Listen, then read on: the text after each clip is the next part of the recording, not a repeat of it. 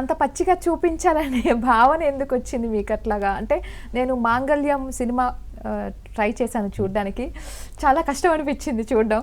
అబ్బా! ఏంటి ఇలా జరుగుతుందా మన సొసైటీలో? అంటే జరుగుతుంది. కానీ మనం అది చూసేటప్పుడు ఇంకొంచెం స్ట్రాంగ్ అనిపిస్తది. The way you have shown like very ఇంపాక్టివ్‌గా అనిపించింది.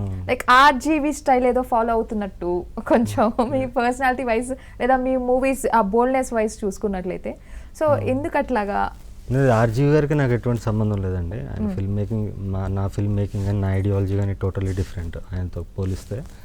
బట్ ఆయన one of the inspirations for ఇప్పుడు వచ్చే ఈ న్యూ జనరేషన్ ఫిల్మ్ మేకర్స్ అందరికీ కూడా ఆయన one of the key inspirations. నేను అంటే చిన్నప్పుడు ఒక దర్శకుడు అవ్వాలని ఒక క్రియేటర్గా నాకు ఇన్స్పిరేషన్, కానీ ఎవరు నేను ఇమిటేట్ చేయనండి. నాకంటూ ఒక స్టైల్ ఉంటుంది. సో నేను అవి తీసింది సమాజంలో ఉన్నట్టు చూపించాలి. నాకు అక్కడ ఆ స్వాతంత్రం ఉంది కాబట్టి ఆ స్వాతంత్రాన్ని చాలామంది మిస్యూజ్ చేసుకుంటున్నారు.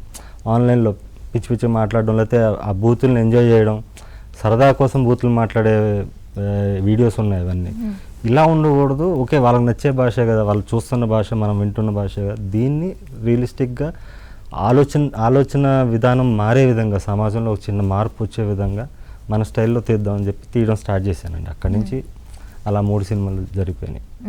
అంటే మీ స్టైల్లో మీరు తీశారు, కానీ అది ఆడియన్స్కి ఇబ్బందికరంగా ఉంటదేమో అని ఎప్పుడు మీకు అనిపించలేదా? అంటే మనది మన ఫ్రీడమ్, మనకు చూపించే ఫ్రీడమ్ ఉంటుంది, కానీ దాంట్లో కూడా మనం కొన్ని ఎథిక్స్ అయితే ఫాలో అవ్వాలి కదా. లాంగ్వేజ్ కావచ్చు, కంటెంట్ కావచ్చు.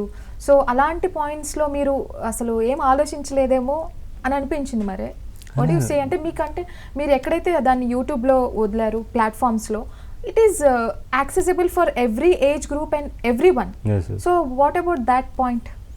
నేను ఫస్ట్ ఇప్పుడు మన సమాజంలో ఉన్న బూతు మాటల్ని యాస్టీస్గా పెట్టి ఒక అద్భుతమైన క్లాసిక్స్, ఆ 3 కూడా కల్ట్ క్లాసిక్స్. బూత్ సినిమాలు కాదు, బూత్ సినిమాలు మీరు చూసేవి బూత్ సినిమాలు అంటే కమర్షియల్.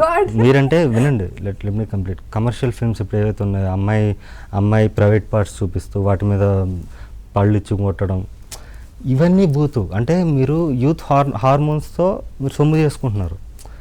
యువతని మీరు అమ్మాయి అందాలు చూపించి రెచ్చగొట్టి, అమ్మాయి శరీరాన్ని చూపించి రెచ్చగొట్టి మీరు ఆ సొమ్ము చేసుకుంటారు. నేను తీసే సినిమాలు ఏంటంటే మీకు ఎక్కడ కూడా ఉమెన్ని డిస్రెస్పెక్ట్తో చూపించడం. ఉమెన్కి ఒక పర్సనాలిటీ ఉంటుంది, గుడ్ అయినా బ్యాడ్ అయినా she will have a character, ఒక పర్సనాలిటీ ఉంటుంది. తన డ్రెస్తోనో, ఇప్పుడు నాకు కూడా సినిమాలు తీసినప్పుడు డిస్ట్రిబ్యూటర్లు చెప్పేవాళ్ళు, అమ్మాయికి పొట్టి డ్రెస్సులు పెట్టు, ఒక బీచ్ సాంగ్ పెట్టు. అందరూ అదే ఫార్మాట్ ఫాలో అవుతున్నారు. ఎందుకంటే దానికంటూ ఆడియన్స్ ఉన్నారు, అమ్మాయి కోసం వచ్చే ఆడియన్స్ ఉన్నారు. నేను ఆ శృంగారాన్ని బూత్ అంటాను.